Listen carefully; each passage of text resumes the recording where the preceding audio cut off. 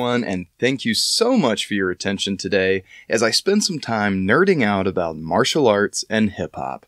My name is Spencer Todd Bennington. I'm a writing instructor from the United States, where I currently teach freshman composition in the English department at Virginia Tech. My talk today is called Last Dragons of Staten, Bruce Lee and Martial Rhetorics in Hip-Hop Culture. 2023 marks the 50th anniversary of Enter the Dragon's debut, the film that is said to have kicked off the kung fu craze in the West and propelled Bruce Lee to a posthumous superstardom across the globe. But 1973 also marks the birth of hip-hop, a culture where artists like DJ Kool Herc would liberate dancing bodies from classical vinyl by extending break beats with his merry-go-round technique. Our conference this year celebrates Bruce Lee's massive contributions to the world of martial arts, as well as his undying legacy as it persists through a variety of new media and interpretations. So today, I'll be talking about how 50 years after the first Harlem Block Parties, 5 full decades after Enter the Dragon made its American debut, DJs, MCs, breakers, writers, and poor righteous teachers, just like me, the world over, honor Bruce's life and legacy through hip-hop. For the last few years, I've been developing a college writing curriculum that I lovingly refer to as Rap Rhetorics. The course asks students to examine a variety of hip-hop texts in their rhetorical context in order to introduce a nuanced discussion of white supremacy, racism, and systemic violence in American history. A text, in the most theoretical sense, is considered rhetorical if it has been purposefully designed for an intended audience in response to or situated within some kind of socio-political exigency. I'll commonly refer to the dynamic relationship between these 3 recursive participants as the, quote, rhetorical situation, illustrated in this diagram, and also theorized in Bitzer 1968, Vatz 1973, and Grant Davey 1997. An interview with Fred Brathwaite, better known as hip-hop pioneer Fab Five Freddy, makes it clear why the socio-political or historical context is so important for understanding the rhetorical situation of New York City in the 60s and 70s. He described the era as, quote, a time of civil unrest, when poor black kids were not given a lot of opportunities, a scene that would have been welcoming to the martial rhetorics of Bruce Lee's on-screen personae. So, to see Bruce Lee, this minority, stand up against the man was an inspiration, he says. To kids in urban communities, Lee was a symbol of a minority who fought against oppression. For many audiences, the blatant, anti-imperialist, anti-racist martial spectacle of Lee's films would echo a long American history of black rhetorical athleticism, gangsta machismo, and the anti-white supremacist discourse embodied in the 20th century fighters of color. Take the example of Jack Johnson, the first black boxer to win the world heavyweight title. Fighting for the belt in 1908, it took Johnson nearly 2 years to get Tommy Burns to finally accept him as a challenger. Johnson unequivocally destroyed Burns in a one-sided contest, but the final moments of the fight were never taped because police feared the public outcry. The thought of a white champion losing to a Negro boxer was a fearful idea, one the New York Times summed up by saying, quote, if the black man wins, thousands of his ignorant brothers will misinterpret his victory as justifying claims to much more than mere physical equality with their white neighbors. Generations later, a young hothead from Kentucky would become the spiritual successor to all the badassery that made Jack Johnson such a legend. The greatest of all time, Muhammad Ali, would also clobber opponents with an unapologetic swagger, rope-a-doping and rap-attacking with poetic zingers before and after fights. And when he shocked the world by defeating Sonny Liston for the championship, he announced his new identity as a black Muslim, saying, quote, I don't have to be who you want me to be. I'm free to be who I want. It only makes sense that Bruce Lee, an avid fan of the boxer's braggadocio and martial science, embodied some of these most iconic traits in his own style. Indeed, Bruce Lee expresses a bodily rhythm all his own, but certainly influenced by Ali's float like a butterfly, sting like a bee mentality, or what Bowman 2011 has described as Lee's dichotomy of movement and rest. Beyond that, Lee's iconoclastic philosophy related to martial arts mirrored the champ's sentiment of self-actualization. Lee, at least in character, made it known that he didn't have to be anything for anyone. Fred Brathwaite sums this up by saying, quote, "Because Bruce Lee had so much swag, black musicians related to him." And indeed, it would only be a year after Enter the Dragon's debut that Carl Douglas's disco hit Kung Fu Fighting took the world by storm, showing up at karaoke bars and wedding receptions across the planet. And this would also mark the start of the Bruceploitation, Blaxploitation, Chopsaki tradition, featuring flicks like Jim Kelly's Black Belt Jones and Ron Van Cleef's The Black Dragon. Almost as quickly as the Kung Fu craze began, these newly martialized and hybridized racial identities become a stereotype used for comedic effect. One of the first commercially successful blaxploitation kung fu satires is the 1985 cult classic Last Dragon, starring Taimak as the laughable but lovable Bruce Leroy questing to find the mysterious glow. Later examples would include the Rush Hour franchise in the 90s, particularly Don Cheadle's performance as Kung Fu Kenny, and the Afro Samurai anime in the early 2000s with Samuel L. Jackson voice acting. For our purposes today, though, I'd like to share with you a short stand-up comedy bit by Eddie Griffin describing his impression of Bruce Lee. Content warning, this clip does feature uncensored racial slurs and profanity. That Bruce Lee was a bad motherfucker. 5'7", 140 pounds. Dynamite. You understand me? That motherfucker in the movie, you seen that motherfucker, he walk in the dojo. 300 motherfuckers.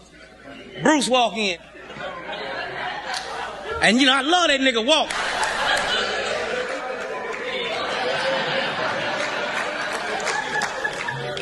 We can fight one at a time. All together. If you sitting in that dojo, you gotta ask yourself 2 questions. Either he got a bomb on his ass, or he's really a bad motherfucker. Neither one of them are good. And remember the motherfucking teachers always like, wang, tang, ling lang wang, wang. They run out there and get killed, nigga. Then he go with the second set. Wang, ching, ching chong, tang, wang long. If I'm in that second set, I'd have been like, hey, hold the fuck up. Then was your black belts. My shit is orange. You the teacher, teach. Now if you whoop his ass, I'll keep taking your class. If not, I'm about to study with that motherfucker. I'm at a grip. What you wanna do, you should slide through. Yeah, kick it like, kick it like Bruce, kick it like Bruce. Sip it, little juice, get it, little loose. Yeah, do it like Crouch, hit it like Zeus. Yeah, kick it like. There are some important rhetorical devices at work here. First, Griffin's performance, like hip-hop, is highly intertextual. The first few lines of the bit are actually well-circulated phrases that his audience would likely recognize. When he opens by calling Bruce Lee a, quote, bad motherfucker, I'm surprised no one stood up and said, shut your mouth! Because of how the phrase had become so culturally entrenched with Shaft, the iconic black anti-hero.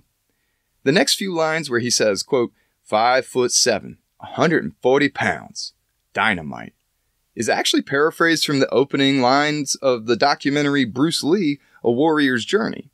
Samples from this documentary show up in the music of Logic and many other hip-hop artists frequently. Specifically, the word dynamite is doubly resonant because of the show Good Times, so much so that it actually calls at least one member of the audience to echo the word as a response, indicating, yes, I agree, and I understand. Second, Griffin signifies how Bruce Lee's bodily performance, what Brathwaite called his swag, is what led audiences of color to identify with him. At first, Griffin uses the term motherfucker, generally to refer to both Bruce Lee's character and those 300-some students training in the dojo. But because Bruce is walking in against overwhelming odds, he now is uniquely confident, someone to be referred to by his first name. But, just as abruptly, Griffin describes how he, quote, loved that inward walk. So either Griffin is describing the habitus of the walk or identifying with Bruce now as an N-word, the same way he later does with his audience. Either way, this is where the black-yellow minstrel comedy begins as Griffin imitates the pointing and chest-thumping gestures of Bruce, the overdubbed hyperbolic accents of the teacher, and he performs the classic minstrel character of Jim Crow. Ultimately, this short performance asks us to analyze the perceived boundaries between black and Asian bodies or cultures, both real and imagined, and question which of these we find humorous or worthy of ridicule. Similarly, hip-hop as a culture of intertextuality echoes the philosophy underpinning Bruce Lee's Jeet Kune Do by celebrating a synthesis of styles, sometimes for comedic effect, sometimes to best an opponent, sometimes to master the self. Fab Five Freddy made a point to say that, quote, Lee's martial arts style was all about free-flowing movements, to make himself like water, and that free-flowing aspect was basically what started rapping. Stickman from the acclaimed rap duo Dead Prez released a song called Bruce Lee in 2011 on his solo album The Workout that corroborates this idea. The track serves as a kind of oral history detailing Stick's journey through hip-hop and martial arts. Like Griffin's comedy, Stick references Bruce Lee's body, height, and weight in contrast to his own status as a, quote, nappy-headed little ninja, who had the, quote, shuffle pad down and the cat sounds, and would draw fake cuts on his chest with a red Sharpie. The embodiment of Bruce Lee is also present in the beat itself as it samples or interpolates music and sound effects from Enter the Dragon. But then Stick draws a deeper parallel between hip-hop and martial rhetorics when he tells us, quote, eventually I got to study Jeet Kune Do. That's Bruce Lee's art for those that don't know. It's a martial art, but it's a whole lot more. It's not just kicking and punching, it's the approach. What I value most is the philosophy behind it. Only use what works and stay open-minded. Express yourself, respect truth where you find it. Can't be walking around out here blinded. We have to be willing to change so we could grow. Having no way is the way, stay in the flow. Accept no limit, reject the status quo. Life lessons I'ma take with me until I go. Cause yo... A more recent example is the RZA's Be Like Water, produced for the ESPN Bruce Lee documentary of the same name released in 2020, where the RZA tells us, be like water, don't be bonded. Sometimes we gotta dig deep into our inner selves, our own earth to find it. Intercepted fish, Jeet Kune Do, fluent movements, even flow. Even though that it sounds like a lethal blow, we should know it simply means to exemplify the best version of yourself in life, then synthesize all things into one. I love these songs as an example of how hip-hop can serve as an homage to a person or an idea. But this is certainly not the most popular way Bruce Lee's martial ethos becomes rhetorically reinvented in hip-hop. Musicologist Griff Rolifson describes a tendency for MCs, especially those from marginalized communities, to use their words as, quote, weapons. Hip-hop potentially offers a, quote, discursive and performative field in which to vent frustrations, enact fantasies, build confidence, and formulate plots. And this was certainly true for hip-hop groups like Public Enemy and NWA, who ignited the 80s with hyper-violent and openly inflammatory lyrics spotlighting the miserable conditions in America for black and brown people. The former crack-dealing gods of Staten Island followed suit in 1993 when the raw and dirty ruckus of Enter the Wu-Tang 36 Chambers hit the streets. Listeners were warned to protect your neck because the Klan was kicking rhymes like Jim Kelly with their Shaolin style. And the name of the GZA's 1995 album, Liquid Swords, also invokes this idea of martiality in rap. The RZA explains that he always envisioned his tongue as a sword, and the Wu-Tang rap style as a sword style. The cipher then was a place of building and growth, but also a place of agonism in the classical sense, like a sparring arena. Liquid swords were ones that flowed effortlessly according to the philosophy of the great kung fu cinema stars, and nostalgically for the GZA, it referenced the many hours spent dueling or rapping with his cousins on the Staten Island ferry. Hip-hop would eventually develop into a platform where diverse discourse communities of color could stand and speak out against oppressive systems with the same fearlessness as the great folk heroes they idolized. Using newly accessible technologies of mass media, 2 turntables and a microphone amplified the voices of those previously silenced across radio waves. train cars tagged with wild-style graffiti demanded viewers across Middle America see the hate that hate produced, and the ephemeral beauty exported from the ugliest slums. Eventually, video cameras helped capture the raw and grotesque nature of ghetto life central to the narratives being crafted, the music being chopped, screwed, scratched, and remixed, and the dancing signifying celebration, mourning, or war. Contemporary hip-hop is predicated upon these martial rhetorical traditions, many of which can be traced back to Bruce Lee and Wu-Tang's interpretations of 5% lessons and Kung Fu philosophy. Perhaps one of the most pronounced of these is Philippe Prosper, a Haitian-American immigrant, Kung Fu champion, and MC who goes by the stage name Rap as a Martial Art. Self-described as, quote, Liu Kang's Hands meets Wu-Tang Clan on his 2021 song Adidas Originals, RMA's persona is a clear illustration of the highly intertextual, martial rhetorical networks of identity formation and meaning-making that have operated in hip-hop since the beginning. And he's not alone. With rappers like Kendrick Lamar adopting the moniker Kung Fu Kenny, and a wave of new school artists like Denzel Curry aiming to be what Eminem once called the Bruce Lee of loose leaf, hip-hop is crafting a martial rhetorical legacy all its own.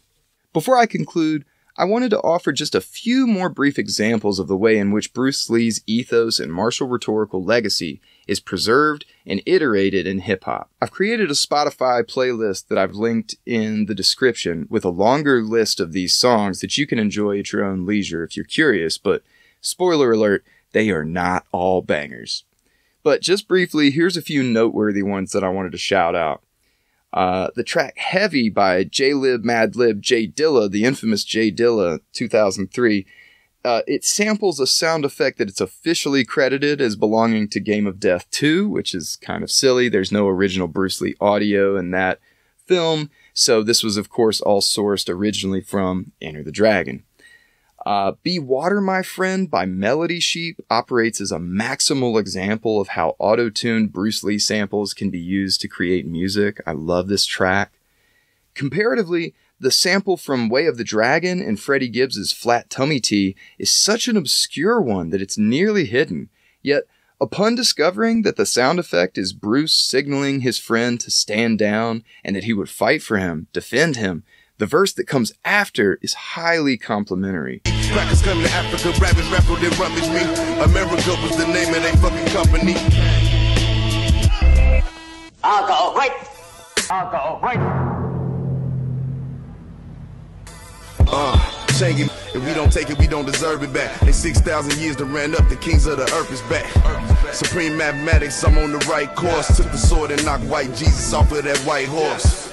Harkening back to the plot of the film, Gibbs is talking about taking back more than a restaurant or a neighborhood, but a whole country, a way of life. He emphasizes this need for a paradigmatic shift rhetorically by attacking, quote, white Jesus with non-Western, quote, supreme mathematics and other 5% science that invigorates the, quote, kings of the earth. Gibbs' inherited martial rhetoric is the, quote, sword that he uses against oppressive ideologies like Christianity. This echoes the RZA's position on Protect Your Neck when he violently challenges Christian teachings by saying, quote, Style, the ruckus, 10 times 10 men committing mass and turn the other cheek and I'll break your chin. There are lots of other examples, but I'm running out of time, so I want to mention the song Bruce Lee 2019 by Marvin Gaye, particularly the second verse, and the song kind of has it all, samples, sounds, references, you name it. And additionally, I'd be remiss if I didn't mention the song Canadian Bacon by Rex Life Raj, because his reference reminds me of the ways in which Bruce Lee's famous Be Like Water mantra was adapted and iterated during the 2020 Hong Kong protests. Turn the mic on, and I don't play the game, ain't put the chains or the ice on. Still colder than an Anchorage winter. This one's for Mike Atkinson, Canadian Bacon in Windsor, Ontario. Learned how to be water, I fit in any scenario. And there are plenty of throwaway references and other songs for you to discover all your own that either sexualize the Be Like Water concept or simply to describe how someone is kicking it in a variety of methods, just like Bruce Lee. But the last song I'll discuss today is Lupe Fiasco's Hip Hop Saved My Life from his platinum album, The Cool.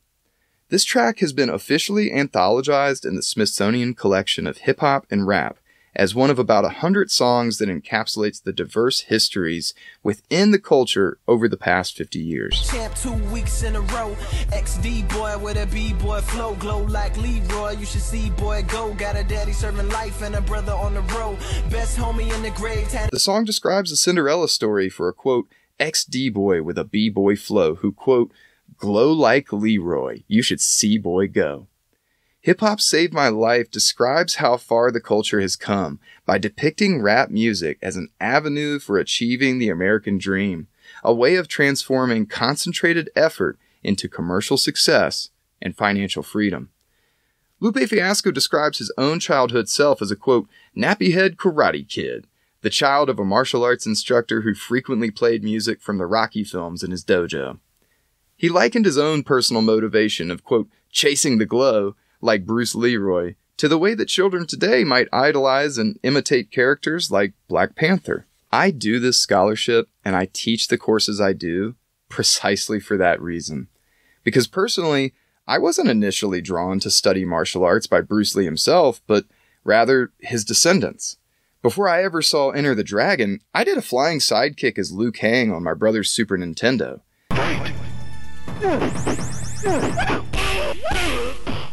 Before I ever saw Game of Death, I recognized the black and yellow jumpsuit, the shuffle step, the nose wipe, the screams from martial law and Tekken. For my students who are 18 years old, Bruce Lee is a meme of some guy playing ping pong with nunchucks. And hilariously, that doesn't really matter at all. What matters, I think, is that students take seriously the immense impact figures like Bruce Lee have had across such a wide array of genres and think critically about how Lee's martial rhetorical ethos is presupposed, iterated, and/or remixed for a particular purpose.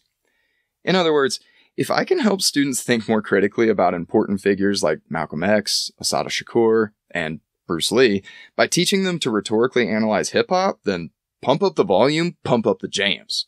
We know that media interventions of martial arts are important inroads for new students and scholars, so the way I try to honor Bruce's legacy is by teaching hip-hop as a martial style all its own, rap rhetorics, to a new generation, hoping they will continue to reinvent and remix, but keep the legacy alive in their own way. Thank you very much.